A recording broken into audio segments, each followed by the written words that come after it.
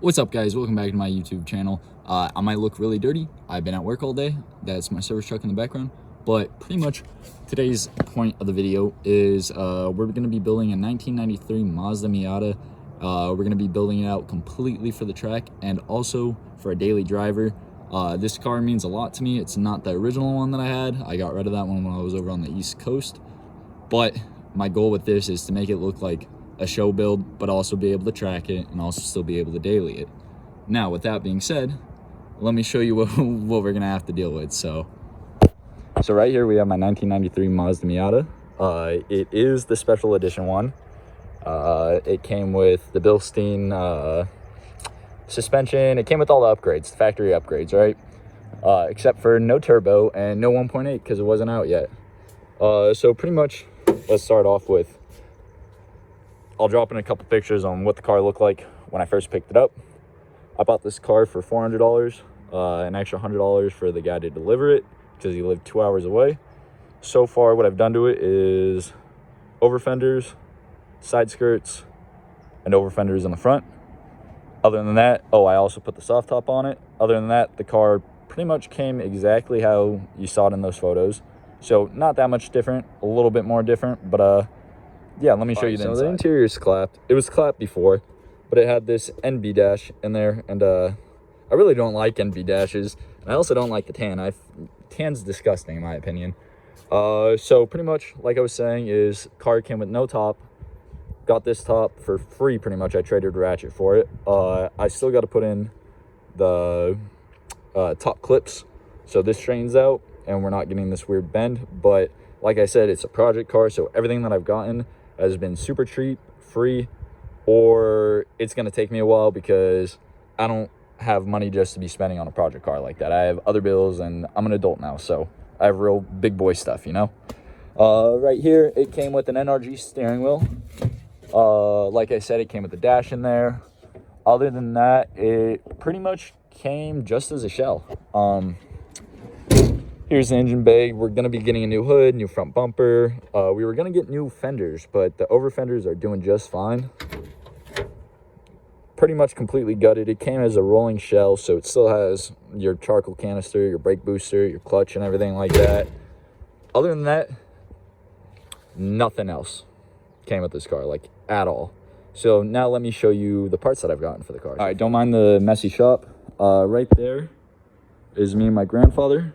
This build's pretty much for him. He passed away a year and a half ago, and he was pretty much my dad, and we built my first Miata together, tracked it, and then I moved over to the East Coast, and hard times happened, and I ended up having to sell the car, and it was one of my biggest regrets that I ever had in life so far. So it was just a razor. If you guys want to watch me fucking deal with this shit, it's got a blown engine.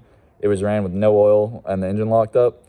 Got the engine to unseize itself, but it's clapping real bad. So something's broke, something's fucked up on it. We got a Honda Shadow or a Honda Valkyrie. And we also got this Camaro right here. These are all projects. If you guys want to see more into those, just leave a comment or a like, and we'll do a build project on these ones too. But let me show you. All right, so we walk over to my office. Before we even open up the door, we have 1.6 engine right here. So that's the one downside to this car, is it was the 1.6, but upside is the 1993 special edition one. So what little pieces of interior were left are the red, and I'll show you what other parts I got from it, because I got some of the special edition stuff, so I don't just have your basic Miata. All right, so pretty much right here, we have the 1.6 engine. I'm replacing the head gasket on it. We're doing front main seal. We're going to be doing the rear main seal. We're going to be replacing, we're going to be resealing the oil pan, painting the oil pan, possibly painting the block. It is the long nose. For those people that are curious on how to tell whether it's a long nose or a short nose, pretty much the short nose will have that. The long nose has 8 eyelids and the short nose has 4 eyelids. So if you're ever looking for a 1.6 and you see 4 eyelids, just make sure you're going to be ready to rebuild that, because you can actually rebuild it with a 1.6 long nose crank and a short nose block, and everything will match up, except for you're going to have to replace all the timing gears and all the front end shit pretty much. But that prevents you from having a bad crank or Wardruff key that ends up fucking splitting on you over torque and over time and stuff like that because it all loosens up. But yeah, so this is a 1.6 engine. I got this for $200. It came with a brand new head on it. Let me show you the office and show you what other parts. All right, so don't judge. It's pretty messy right now.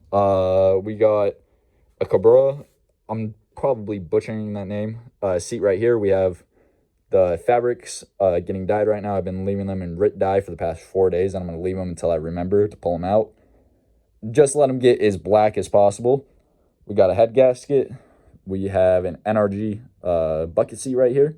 That's going to be the passenger seat because it's all nice and clean and I don't want to ruin it. So I'll let my girlfriend fucking sit in that one. We have stock radiator.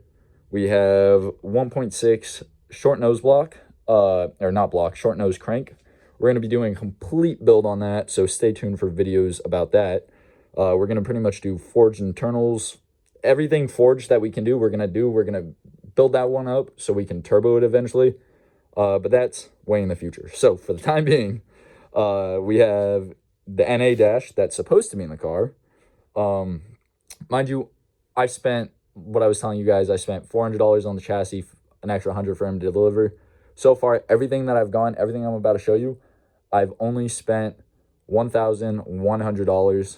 No, actually, I've only spent $1,040 on this whole entire build and everything you're about to see. So, and that's including that and the other engine and shit like that. So, right here we have the NA dash.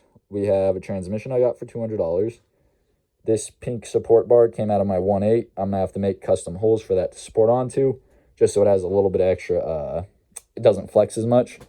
We have a 1.8 clutch, flywheel, and pressure plate, because you can swap a 1.8 clutch and flywheel onto a 1.6, but you need to have the 1.8 flywheel in order to do that. All the bolt holes match up.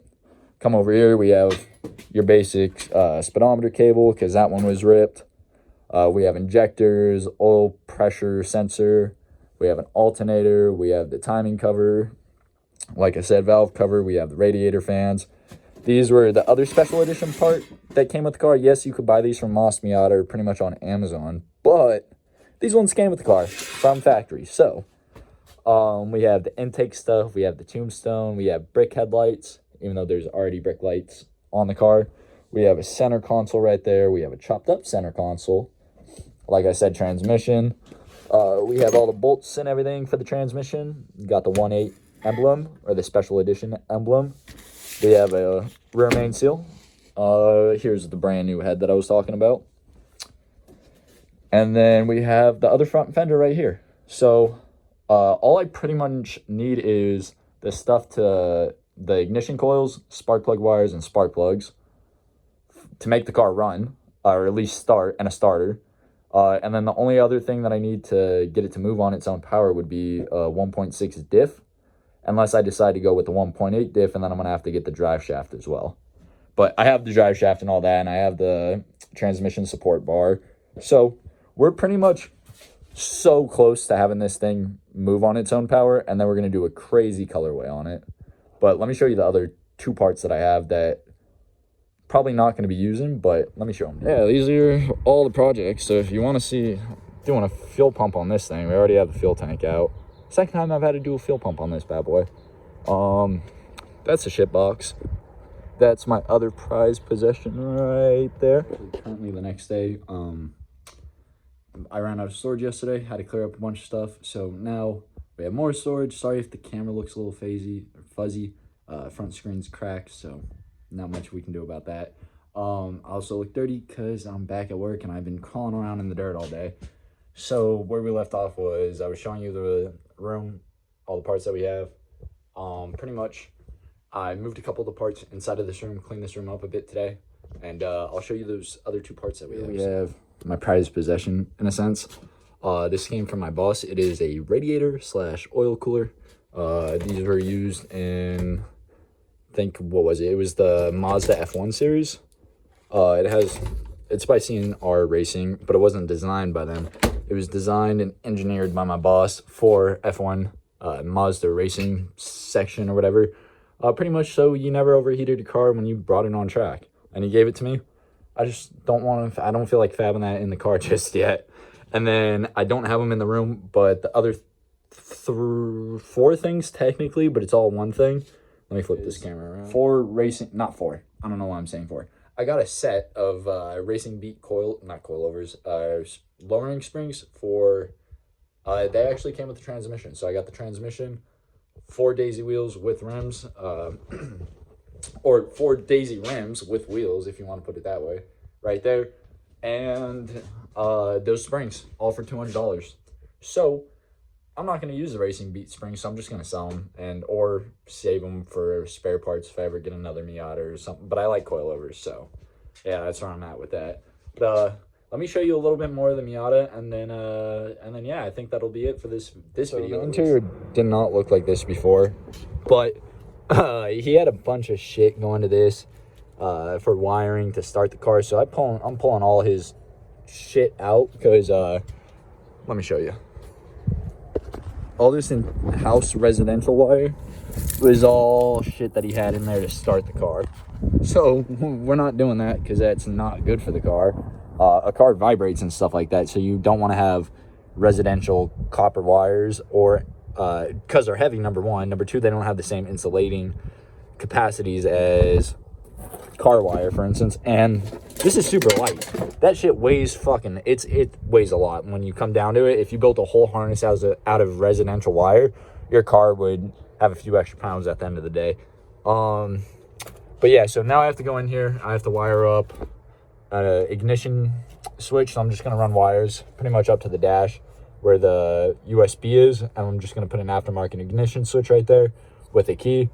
That way I don't have to go buy an OEM one because those are expensive, and we still can have a key to start the car.